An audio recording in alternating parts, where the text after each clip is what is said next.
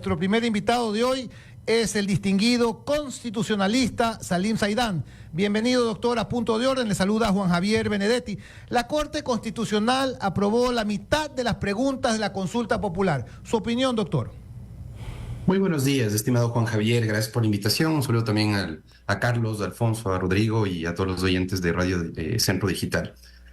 Lo que ha hecho la Corte Constitucional efectivamente es aprobar 6 preguntas de la consulta plebiscitaria. Es decir, están confirmadas ya las 6 preguntas de la consulta plebiscitaria. Las que pasaron el primer filtro de la Corte Constitucional, pasaron el primer momento del control de la Corte Constitucional en cuanto a las enmiendas, son 4. Eso no quiere decir que ya están confirmadas. Ahora van a pasar a un segundo examen, a un segundo momento, en donde se van a revisar los considerandos, las preguntas, los anexos. Es decir, lo único que ha hecho la Corte Constitucional es verificar que no transgredan los 4 límites establecidos en el artículo 441 de la Constitución, es decir, si no restringen derechos y garantías, si no afectan los elementos constitutivos del Estado, la estructura fundamental de la Constitución, y si no tiene repercusión en los últimos 4 artículos de la Constitución que regulan la reforma constitucional. Entonces, eso es importante tener en cuenta, que las 6 preguntas de consulta plebiscitaria ya están confirmadas y las 4 pasan a un segundo momento de revisión.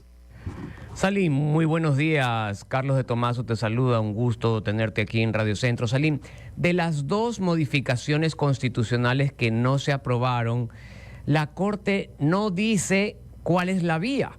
Simplemente dice no pasan como enmienda, pero no deja establecido cuál es la vía que corresponde. ¿Crees que la Presidencia de la República deba pedir una aclaración, una ampliación para que la Corte se pronuncie sobre la vía?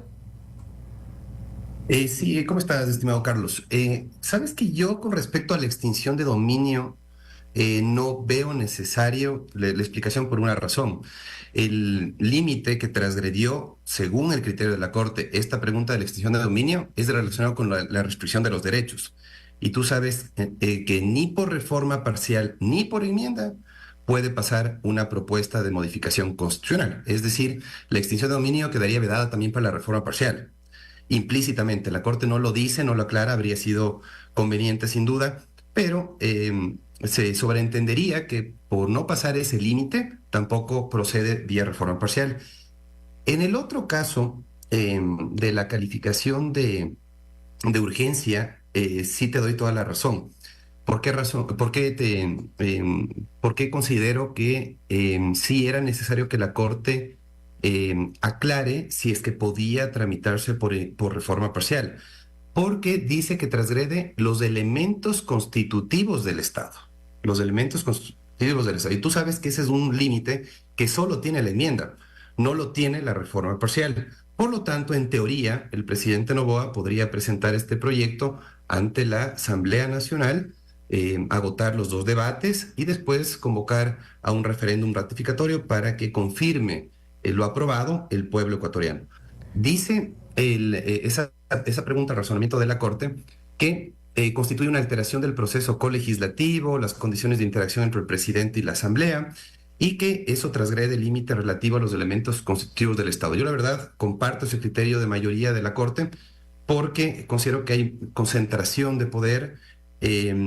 También afecta no solamente el artículo 140 de la Constitución, el 134 también, porque modificaría totalmente la agenda legislativa. Prácticamente la agenda legislativa dependería en cada periodo de la iniciativa del presidente, y eso trastoca el quehacer legislativo, la planificación que ellos pueden tener, la posibilidad de que los ciudadanos también presentemos proyectos de ley a través de la iniciativa popular normativa, o todas las autoridades que pueden presentar proyectos de ley. Prácticamente dependeríamos de la iniciativa del presidente de la República durante todo un periodo legislativo. Entonces, me parece que este desbalance que provoca la calificación de urgencia tan amplia y no solamente circunscrita a la urgencia económica, me parece que estuvo bien negada.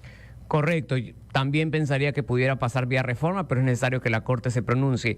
Vamos a bien has separado tú los momentos, ¿no es cierto? Y cuando se trata de modificación constitucional, recién hemos pasado el primer momento, que es la determinación de vía. Ahora va a entrar la Corte, de hecho ha regresado el expediente para la calificación y revisión, ahora sí, de considerandos y preguntas de la modificación constitucional. Yo tengo una preocupación en torno a la pregunta de la extradición, que de hecho igual a mí me sorprendió que como está planteada la aprueben vía enmienda, pero en todo caso, la Constitución hoy en día establece una restricción completa, una restricción general a la extradición.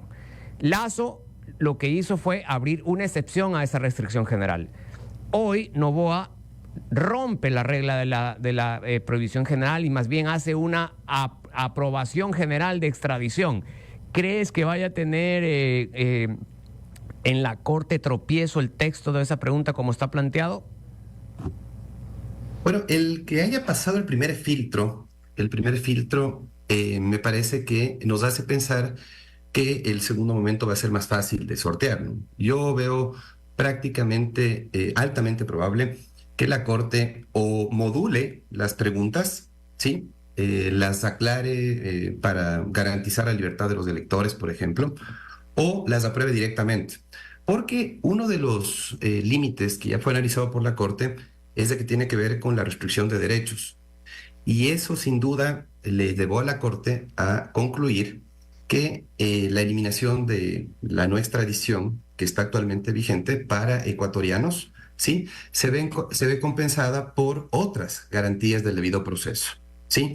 Es decir, los instrumentos internacionales suscritos por el Ecuador, ratificados por el Ecuador, sin duda ya establecen ciertos procedimientos, ciertos protocolos a seguir que aseguran el debido proceso, por lo cual no restringiría derechos esta propuesta. Yo considero que es muy buena la pregunta planteada por el presidente Noboa, porque no se circunscribe solamente a delitos relacionados con el crimen organizado, que es lo que planteó Lazo en su momento. Y eso hace que la pregunta no vaya a tener tropiezos a mi criterio, a pesar de que la Corte, ojo, realiza un control integral de toda la Constitución en este segundo momento y revisa minuciosamente considerandos y preguntas. Salim, muy buenos días, qué gusto tenerte por acá. Alfonso Harp te saluda. Salim, del primer paquete enviado por el presidente de la República, en donde casi era monotemático, bueno, él mismo retiró lo del casino y quedó como monotemático todo el tema relacionado con seguridad, la Corte Constitucional se pronunció en sentido contrario, negando 4 de esas preguntas, por ejemplo, la posibilidad que tengan los miembros de la fuerza pública en un momento en que tengan que actuar, de evitar la prisión preventiva, sino iniciado el proceso incluso poderlo recibir en libertad, no privado de la libertad, o también la capacidad que tenga el presidente de la República de indultarlos antes de que haya sentencia. ¿Cuáles son exactamente los temas que negó la Corte Constitucional y a tu criterio si están bien o mal negados? Muy buenos días, Alfonso, un gusto estar en el programa. Lo que considero es que la Corte Constitucional ha hecho un interesante análisis respecto, por ejemplo, a lo que ya está vigente y que no necesita cambios normativos. Por ejemplo, en el caso de la evaluación de los servidores judiciales, dice la Corte Constitucional que ya existen en el Código Orgánico de la Función Judicial, en la ley de la Contraloría, la forma de evaluar a los servidores judiciales, tanto en su desempeño como en su patrimonio. Por lo tanto, es inoficioso consultar a la ciudadanía sobre algo que ya está vigente. De igual manera, en cuanto al control de armas, la Corte Constitucional inclusive realiza unos cuadros didácticos en donde compara el texto como está vigente y el texto propuesto por el presidente Noboa. Y constata que textualmente se ha tomado de la Ley de Defensa Nacional, de la Ley de Seguridad Pública, textos que forman parte de las preguntas. Entonces, ¿eso qué confirma, estimado Alfonso? Que el presidente no está bien asesorado desde el punto de vista jurídico, tiene que reforzar su equipo en la Secretaría Jurídica de la Presidencia porque se ve un deficiente trabajo en el campo técnico jurídico. Lo primero que tienen que hacer quienes proponen un cambio es verificar que no esté vigente, ¿no? Y lo que dice la Corte en esta pregunta relacionada con las Fuerzas Armadas, en estas preguntas relacionadas con las Fuerzas Armadas, es que ya está vigente. Inclusive lo subraya en el cuadro para que la gente pueda confirmar, el lector pueda confirmar que ya está vigente en determinadas leyes. Entonces, no me parece que sería justo, digamos, cuestionar a la Corte en este sentido, porque claro, suena muy mal, ¿no? La Corte no dio paso a la pregunta que implicaba avalar la acción de las Fuerzas Armadas para combatir organizaciones criminales transnacionales. Suena muy mal, como que la Corte está del lado de los delincuentes. No es así, porque la Presidencia de la República plantea textos que ya están vigentes en varias leyes. Pero Celín, esas son 2 de las 4 que negó. Pero, por ejemplo, yo te hice una pregunta un poco más específica sobre aquella que tiene que ver con los procesos a los policías y militares, por ejemplo, punto 1. Y hay otra ya de participación más activa de las Fuerzas Armadas, me parece que la primera que también la negó. Por eso, refréscanos un poco cuáles fueron las preguntas que negó la Corte. Ya has explicado 2 de ellas, las otras 2, ¿por qué las negó? Sí, en la pregunta de los indultos, sí, yo efectivamente también sí veo un problema, ¿no? En la pregunta de los indultos sí veo un problema. Ahí comparto la preocupación, Pocho, en el sentido de que exista un error de interpretación de la Corte. Primero, yo considero que el presidente se equivoca. El presidente se equivoca al establecer, digamos, vía consulta plebiscitaria el tema del indulto, cuando habría sido interesante que proponga un referendo legislativo, texto normativo concreto, porque me habría gustado que, por ejemplo, se modifique la atribución del presidente para perdonar la pena, ¿sí? Mediante un indulto. Eso implica que solamente está atado al perdón de la pena el tema del indulto. No se puede conceder indultos durante la sustanciación de causas penales. Eso es lo que plantea justamente el presidente Noboa, que exista una suerte de indulto preventivo, como lo llama Rafael Ollarte, que parece dio su criterio técnico, que fue tomado en cuenta por el equipo asesor del presidente. Tuvo peso seguramente ese criterio jurídico, y por eso es que ahora se planteaba el indulto preventivo. Pero el indulto, insisto, es solamente el perdón de la pena según la Constitución. Por lo tanto, esto no se solucionaba solamente con un cambio legislativo, con la presentación de un proyecto de ley, sino con un cambio constitucional que modifique la naturaleza del indulto para que se pueda conceder no solamente cuando ya hay una sentencia condenatoria, sino cuando está sustanciándose un proceso. Ahí, por ejemplo, me parece que existió un mal planteamiento de la pregunta. En el otro caso, era el primero que preguntaba Pocho, tal vez. Sí, ¿Era el artículo 1, perdón, la consulta 1, la pregunta 1 o 2, que la negó. La primera en orden del 1 al 10 que negó.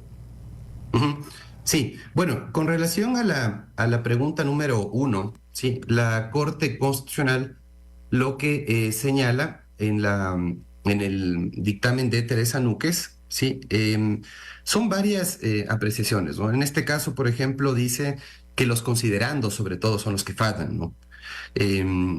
La Corte Constitucional ha hecho un minucioso examen de los considerandos. Ahí también quiero orientar un poquito a los oyentes. En el caso de las preguntas de plebiscito, sí revisó los considerandos. En el caso de las enmiendas todavía no, lo va a hacer en el segundo momento, ¿sí?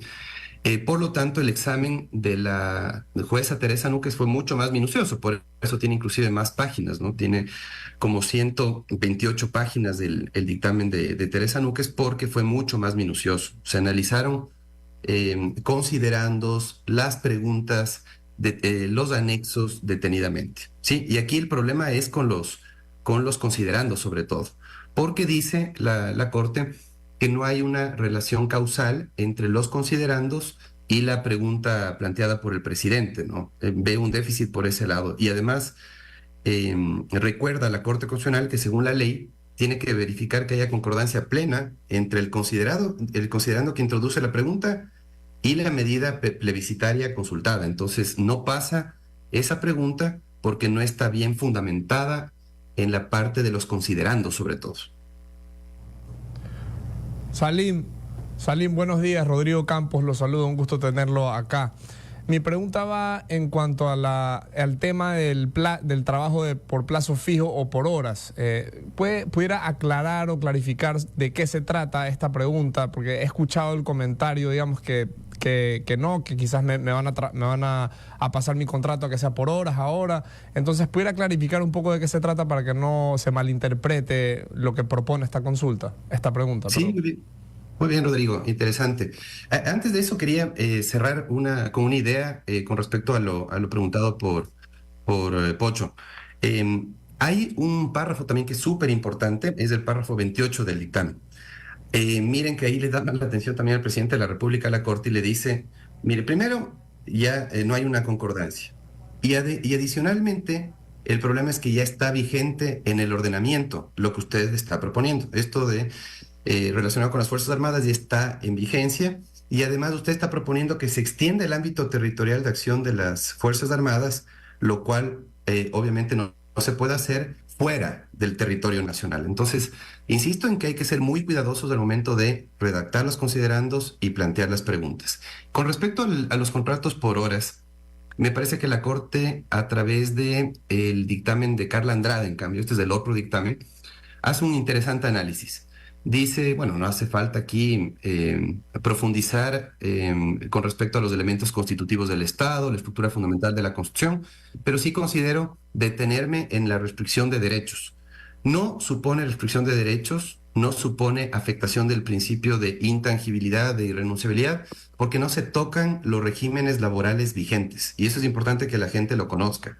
Mucha gente puede pensar que esto implica un retroceso, precariedad en el ámbito laboral, y de ninguna manera se podría pensar eso, porque la Corte aclara que no existe regresividad, sino la posibilidad de que de manera temporal, aclara la Corte, no permanente, se pueda contratar por horas, ¿sí? Es decir, no se está afectando a los trabajadores que ya tienen un contrato vigente. Se está abriendo la posibilidad de reactivar la economía con una nueva modalidad que se introduce en el régimen laboral y que me parece bastante razonable. ¿Por qué razón? Porque se prohibía en la Constitución la contratación por horas expresamente. Era un tema que no solamente estaba regulado en el Código del Trabajo, había una prohibición expresa que ahora desaparece. Es decir, se elimina la prohibición de contratación por horas, se la permite como un régimen temporal, no permanente, de ninguna manera se va a afectar los contratos de indefinidos, por ejemplo, que estén rigiendo en el Ecuador.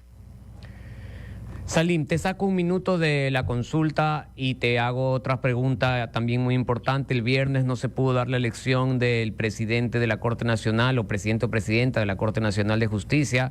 Nadie se dio a sus ambiciones y estamos a días de que termine los periodos de algunos y nos podamos quedar pues en un momento de que se va a tener que aplicar algún tipo de norma específica. ¿Cuál es tu opinión de todo este lío que está en la Corte Nacional? Muy preocupante lo que está sucediendo en la Corte Nacional, estimado Carlos. Lo que nos quedaría es dejarle en funciones prorrogadas al doctor Iván Saquicela como presidente de la Corte Nacional ante la falta de consenso al interior del Pleno, ¿no? Lo que sí me preocupa es, claro, que no se le haya dado la oportunidad a un académico de trayectoria como José Swing, ¿no? No contó con el apoyo, él inclusive ya públicamente aceptó que no tiene el respaldo de sus compañeros, y me parece que habría sido una buena oportunidad de que recupere la confianza en la ciudadanía, una corte tan venida menos por lo ocurrido con Wilman Terán, por cierto, cuyo nombre fue emocionado por Daniela Camacho, una de las postulantes de lo que recuerdo al menos, una de las postulantes a presidenta de la Corte Nacional. Entonces, lastimosamente no se ha llegado a ese consenso y me parece que la única vía posible ahora es que el doctor Iván Saquicela pueda seguir desempeñando las labores de presidente de la Corte Nacional, aunque considero que si quiere la Corte Nacional generar confianza en la ciudadanía, debería someterse urgentemente a un proceso de evaluación, que es lo que pretende justamente el presidente Noboa, o lo que pretendía el presidente Noboa, y que más allá de si se aprobó o no se aprobó esa pregunta, de hecho no se aprobó, creo que es un tema de implementación que lo tiene que llevar a cabo el Consejo de la Judicatura. En cuanto a la evaluación, tienen un montón de disposiciones que podrían ampararles para que realicen ya una evaluación. No se lo ha hecho desde el 2021 y me parece que es urgente que se haga una evaluación con esta coyuntura del caso Metástasis. Última pregunta, Salim. En la Asamblea se está aprobando un proyecto de ley tributario. El presidente originalmente manda y simplemente subía el IVA. En la comisión correspondiente muta ese proyecto y se convierte en una reforma tributaria múltiple. ¿Tú eres del criterio de que la Asamblea no puede agregar temática tributaria de la que originalmente vino en el proyecto suscrito por el presidente de la República, o eres del criterio de que en la comisión, en el ejercicio legislativo, la Asamblea, bajo el título modificar, puede agregar otros tributos que no vinieron con la iniciativa exclusiva del presidente? Yo comparto el criterio que sostiene que solamente se tiene que circunscribir la discusión a los impuestos a los impuestos que están incluidos en el proyecto del presidente de la República. Es decir, el presidente tiene la iniciativa legislativa exclusiva en materia impositiva, por lo tanto, la Asamblea Nacional tiene que circunscribir el debate solamente a los impuestos mencionados en el proyecto. Si es que la Asamblea Nacional propone la incorporación de nuevos impuestos o contribuciones, me parece que está desconociendo la Constitución, que señala que la iniciativa legislativa es exclusiva en materia de impuestos. Hay 3 materias que solamente el presidente de la República puede proponer proyectos de ley. Y una de esas materias justamente es la creación, modificación o supresión de impuestos. En este caso, la Asamblea no puede proponer la creación de más impuestos, sino solamente el presidente de la República. Y la Asamblea lo que podría hacer es solamente circunscribir el debate al IVA, a nada más que el IVA. Muchísimas gracias por su análisis, doctor Salim Saidán. Un gusto tenerlo en este programa. Buen día. Un gusto, estimado Juan Javier, Alfonso, Rodrigo y Carlos. Siempre un gusto estar en su espacio.